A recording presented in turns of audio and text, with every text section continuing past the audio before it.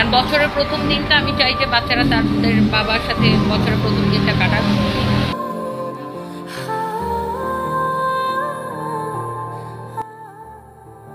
আইসিইউতে স্বামীর মরণঘাতী অসুস্থতায় জীবনের সমস্ত রঙগুলি যেন হারিয়ে ফেলেছেন রুবায়াত ফাতিমা তনি। তার জীবনের বিশেষ দিনগুলিও কাটছে এখন বিষণ্ণতায়।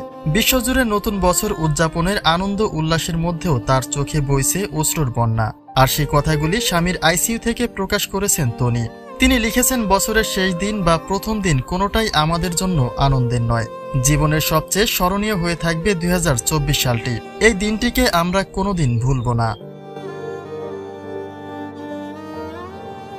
আইসিইউ থেকে তনির প্রকাশিত কিছু স্থিরচিত্র অশ্রুসিক্ত করেছে অনুরাগীদের। স্থিরচিত্রে একপাশে দেখা যায় অসুস্থ পিতার পায়ের কাছে মনমরা হয়ে পড়ে আছে আদরের পুত্র সারফারাজ, আর অন্য পাশে তনি তার জ্ঞানশূন্য স্বামীর মুখের দিকে অপলক দৃষ্টিতে তাকিয়ে রয়েছেন।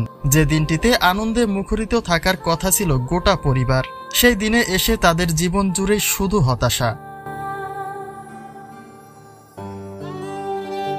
তনি লিখেছেন, বছরের শেষ বা প্রথম দিন কোনোটাই আমাদের জন্য আনন্দের নয়। 2024 আমি বা আমার ছেলে মেয়ে কেউ কোনোদিন ভুলবে না। সামনের দিনগুলি কেমন হবে তা জানি না। সর্বোচ্চ চেষ্টা করছি সবকিছু ওভারকাম করার। আমাদের জন্য দোয়া করবেন। আপনাদের সবার জন্য দোয়া রইল। একটা প্রবাদে আছে, প্রিয় জিনিসটাই বেশি থাকে হারানোর ভয়। তিনি তার এলোমেলো জীবনটাকে গুছিয়ে নিয়েছিলেন এই বৃদ্ধ বয়স্ক মানুষটার মাঝেই। বয়সটা ভারী হলেও তনির প্রতি ভালোবাসায় কমতি ছিল না বৃদ্ধ সাদাত রহমানের।